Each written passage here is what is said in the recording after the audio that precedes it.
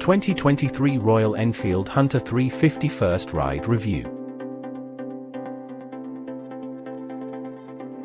It was 9 p.m. by the time I threw a leg over the Royal Enfield Hunter 350, but the streets of Bangkok never sleep. Some night markets were just opening as vendors hung Balenciaga and Gucci handbags from the roofs of their colorful tents. Food vendors lined every street corner, grilling chicken skewers, tossing fresh pad thai, selling dried squid jerky. From the high-rises of Sathorn Road to the Pak Kret district outside of town, the city is a full sensory experience. We were riding right through its heart. Motorcycle riding changes greatly based on location. Many US riders would consider my hometown of Los Angeles a mad mix of high traffic and lane splitting. Compared to Bangkok, Los Angeles is a lakeside cruise. To survive Bangkok traffic, one must act quickly, without hesitation. Luckily, the Hunter was designed for just this type of riding. The Hunter 350 is the third bike with Royal Enfield's SOHC single-cylinder 2-valve 349 cubic centimeters single, following the 2021 Meteor 350 and the 2022 Classic 350. The Meteor was designed to be more of a traditional cruiser model. The Classic, as the name implies, aims to evoke more of a vintage look and feel. And the Hunter seeks to be a more refined take on the platform without sacrificing character. Siddhartha Lal, CEO of Royal Enfield's parent company Eicher Motors, says, "We wanted it to be more modern without being generic."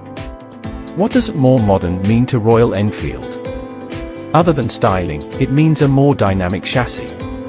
The Hunter is 21 pounds lighter than the Meteor and 30 pounds lighter than the Classic, but that feeling of weight reduction is amplified by weight placement and other chassis adjustments.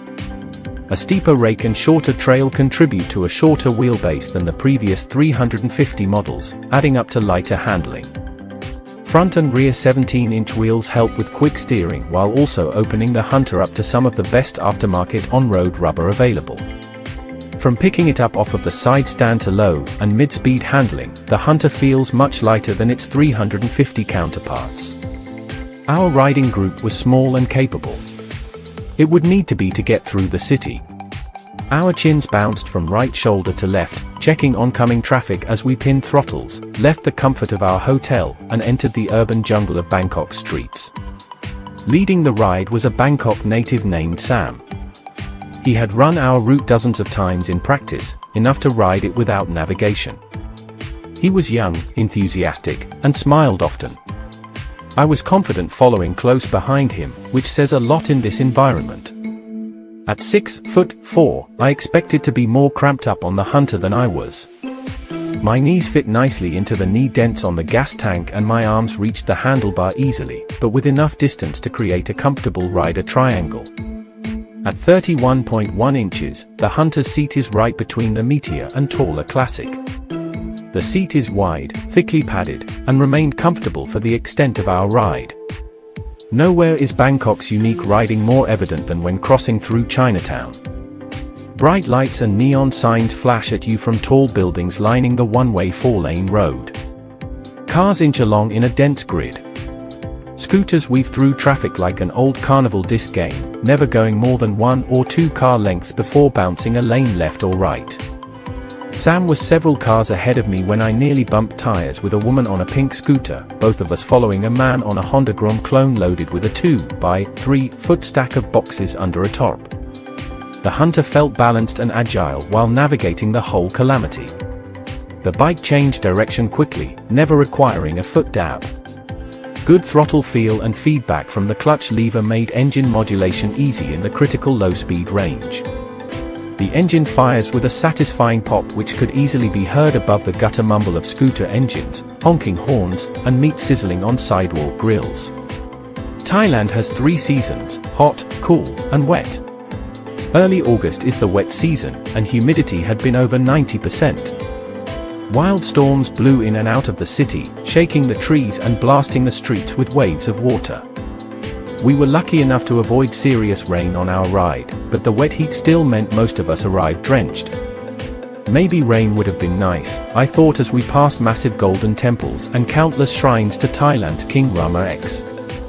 The farther we moved from the center of the city, the more we were able to explore the 349 cubic centimeters engine's rev range. Although engine hardware is identical from Meteor to Classic to Hunter, the Hunter has been given a new throttle map to sharpen engine response at the initial opening. Fueling feels slightly more aggressive off the line, but overall character is very similar to the other Royal Enfield 350 engines. Claimed numbers are identical at 20.2 horsepower and 19.9 pound-feet at 50 miles per hour. The engine purrs along with a nice rumble and feels strong while accelerating up to 60 miles per hour. Anything faster than 60 takes a little longer to reach, though like the Meteor, the Hunter is capable of getting up to 75 miles per hour with enough run-up. If you're looking for a highway cruiser, this isn't your bike, though it's fine for short highway jaunts if needed. Bangkok's roads are generally well maintained, so the stiffer suspension on the Hunter felt well tuned for the environment. Square-edged bumps, potholes, or joints in the pavement were felt, but not to the point of being shocking or painful. The rear shocks have 4 inches of travel and are preload adjustable on 6 levels. They were on their lightest setting during our test, a tune that was fine for my 180 pounds. The non-adjustable 41mm fork was developed just for the Hunter and is more firm than the Classic and Meteor, which solved the brake dive issue we saw in our Meteor first ride review. Both rebound and compression damping were well tuned for my weight and a mildly aggressive riding style. We continued through the city, crossing bridges over canals and rivers, passing through busy metropolitan areas and through dark streets where people slept in their homes. It was after midnight when we arrived at Impact Speed Park, a sizable go-kart track on the edge of a small lake in the Pak Kret district. Bright lights shone down on the track as we pulled in and saw the group before us practicing. We would do 4 laps as a group before being sent out alone for 2 final laps. Handling on our ride through the city had been so intuitive that it took a pause like this to sort of realize it. The Hunter's agility makes it easy to focus on traffic in the congested streets, and in Bangkok an incredible amount of focus is necessary. But now, on the track, we were able to really concentrate on the machine and its performance. At the flagman signal, we dropped our clutches and headed into the first corner. The Hunter's chassis felt stiff and firmly planted as we navigated the first S-turn. Through the second turn, a double apex, the bike held its intended line with little effort and no deviation. Feel and feedback at the front brake lever are surprisingly good considering the bike's price range. Rear brake performance was just as impressive, though the brakes need big inputs to get a strong reaction. By the third lap, I was getting to know the turns and pushing the bike a bit more. It was capable and felt as if it was delighted to be prodded. Deep into a sweeper on my 4th lap, my rear tire started to slip out. I was reminded that these new CEAT tires, specially developed for the Hunter, are not designed with road racing in mind, so I reeled it in and rode it like an Enfield 350 should be ridden. Still, the Hunter was incredible fun on the track. Given more time to learn the track and stickier tires, it could be even better.